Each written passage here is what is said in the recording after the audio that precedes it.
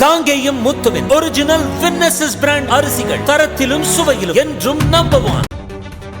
மக்களவை தேர்தலில் போட்டியிடும் காங்கிரஸ் வேட்பாளர்களுக்கான முதற்கட்ட வேட்பாளர் பட்டியல் அதிகாரப்பூர்வமாக வெளியாகியிருக்கிறது. முதற்கட்டமாக 39 தொகுதிகளுக்கான வேட்பாளர்கள் அதிகாரப்பூர்வமாக அறிவிக்கப்பட்டிருக்கிறார்கள். அதில் முக்கியமான நபர்களுடைய பெயர்கள் இடம்பெற்றிருக்கிறது.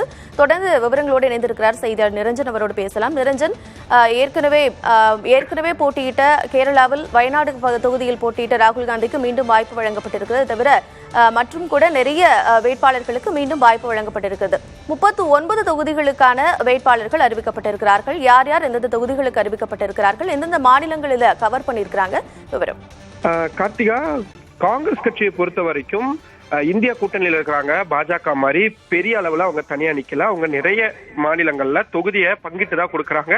சோ அதனால அவங்களுக்கான மொத்த கவுண்ட்னு பார்த்தாலுமே ரொம்ப கம்மியா தான் இருக்கும். சோ அந்த வகையில அவங்க எந்தெந்த மாநிலங்கள்லாம் ஸ்ட்ராங்கா இருக்கிறாங்களோ அந்த மாநிலங்களை மட்டும் தேர்ந்தெடுத்து இப்போ அவங்களுக்கான வேட்பாளர் பட்டியல் அப்படின்றது வெளியாகி இருக்கு.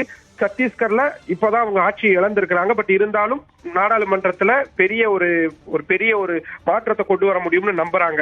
ரெண்டாவது, கர்நாடகால அவங்க தான் ரூலிங்ல இருக்காங்க. சோ அந்த மாநிலத்துக்கான வேட்பாளர் பட்டியல் 6 வேட்பாளர் பட்டியல் அப்படின்றது வெளியாகி இருக்கிறது. கேரளாவை பொறுத்த வரைக்கும் இந்தியாவிலேயே காங்கிரஸ் அதிகமா நம்பக்கூடிய மாநிலம் இப்போதைக்கு கேரளா தான். அந்த மாநிலத்துல கிட்டத்தட்ட 14க்கும் அதிகமான வேட்பாளர் பட்டியல் வெளியாகி இருக்கு. மேகாலயாவில 2, நாகாலாந்துல 1, சிக்கிம்ல 1, தெலங்கானாவில 4, திரிபுராவில 1 இப்படின்ற ரேஷியோல தான் இந்த வேட்பாளர் பட்டியல் அப்படின்றது வெளியாகி இருக்கு. மொத்தம் 39 தொகுதிகளுக்கான வேட்பாளர் பட்டியல் வெளியாகி இருக்கிறது. இதுல ரொம்ப ரொம்ப முக்கியமான பெயர்கள் அப்படின்னு பார்த்தா அப்கோர்ஸ் ராகுல் காந்தியோட பெயர் தான். வயநாடு தொகுதியில் ராகுல் காந்தி மீண்டும் களமிறங்குகிறார் அப்படின்ற அந்த தகவல் உறுதியாகி இருக்கிறது. நட்சத்திர தொகுதியாகவும் இந்த வயநாடு தொகுதி தான் இருக்கு. அதே நேரத்துல அவருடைய அமேதி தொகுதியோ அல்லது உத்தரப்பிரதேசல வேற ஏதேனும் தொகுதியிலும் அவர் மீண்டும் களமிறங்குவாரா அப்படின்றது ஒரு கேள்விக்குறி. ஏன்னா பாரதிய ஜனதா கட்சி ராகுல் காந்தி அட்டாக் பண்றதுக்கு இந்த ஒரு பாயிண்டையே தேர்தலுக்கு முன்பாகவே தோல்வியை ஒப்புக்கொண்டது காங்கிரஸ் அப்படின்ற ரீதியில தான் அவங்க பிரச்சாரத்தை முன்னெடுத்துட்டு இருக்காங்க உத்தரப்பிரதேசத்துல. சோ அதை முறியடிக்கிறதுக்கு 2 தொகுதிகள்ல அவர் போட்டியிடுவாரா அப்படின்றது பார்க்க வேண்டியது இருக்கு. இது தவிர இன்னொரு மிக முக்கியமான பெயர் அப்படின்னு பார்த்தோம்னா ராஜ்நங்காம் தொகுதியில, சத்தீஸ்கர் மாநிலம் ராஜ்நங்காம் தொகுதியில பூபேஷ் பகேல், முன்னாள் முதல்வர் பூபேஷ் பகேல் அவர்களுக்கு வாய்ப்பானது வழங்கப்பட்டிருக்கு. சமீபத்துலதான் கடந்த ஆண்டு ஒரு 6 மாதம் கூட இன்னும் ஆகலை. அங்க தேர்தல்ல பெரிய அளவிலான தோல்வியை சந்திச்சிருந்தாரு பூபேஷ் பகேல். பட் ஆனா அவருக்கு இந்த முறை நாடாளுமன்ற தேர்தலில் போட்டியிடுவதற்கான வாய்ப்பு என்பது வழங்கப்பட்டிருக்கு. சோ இதன் மூலமாக பாரதிய ஜனதா கட்சி அந்த மாநிலத்துல முன்னாள் முதல்வர் பழி வாங்குவாரா அப்படின்றதையும் நம்ம பார்க்க வேண்டியது இருக்கு. மற்றபடி சசி தரூர் பெயர் அப்கோர்ஸ் திருவனந்தபுரத்துல ஒரு ஸ்ட்ராங்கான கேண்டிடேட்டா இருக்கக்கூடியவர். அந்த இடத்துல பாரதிய ஜனதா கட்சியுடைய வேட்பாளர்களுக்கும் மற்றும் கம்யூனிஸ்ட் கட்சியுடைய வேட்பாளர்களுக்கும் கடுமையான போட்டி நிலவக்கூடிய ஒரு தொகுதியாகவும் அதை நம்ம பார்க்க வேண்டியதா இருக்கு. அதே மாதிரி இப்போ இந்த அறிவிப்பை வெளியிட்ட KC வேணுகோபால் அவர்களும் இந்த முறை தேர்தல்ல அவர் களமிறங்குறாரு. ரொம்ப ரொம்ப முக்கியமான நபர்களா தான் அவங்க தேர்ந்தெடுத்து கொடுத்திருக்கிறாங்க.